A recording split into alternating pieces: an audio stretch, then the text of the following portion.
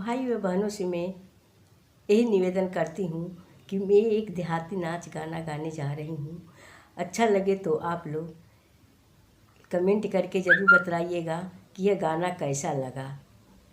खपड़ैलवा पर हो खपड़ैलवा पर बोल के गइल काग सजन के घरवा चोरी हुई। खपड़ैलवा पर हो खपड़ैलवा पर बोल के गइल काग सजन के घरवा चोरी हुई। काऊ गइल हो काऊ छोड़ी सजन के घरवा चोरी हुई। हरवा ले गइल हो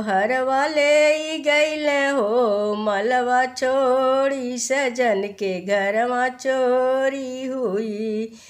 खपड़ैलवा पर हो खपड़ैलवा पर बोल के गइल काग सजन के घरवा चोरी हुई। खपड़ैलवा पर हो खपड़ैलवा पर बोल के गइल काग सजन के घरवा चोरी हुई। काऊ ले गइल हो काऊ छोड़ी सजन के घरवा चोरी हुई। काऊ ले गइल हो काऊ छोड़ी सजन के घरवा चोरी हुई। कंगना ले गइल हो चूड़िया छोड़ी सजन के घरवा चोरी हुई।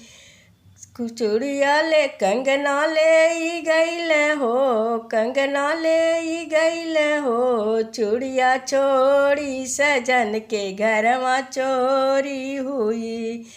खपड़ैलवा पर हो खपड़ैलवा पर बोल के गइल काग सजन के घरवा चोरी हुई। काऊ ले गइल हो काऊ छोड़ी सजन के घरवा चोरी हुई। काऊ ले गइल हो काऊ छोड़ी सजन के घरवा चोरी हुई। नथिया ले गइल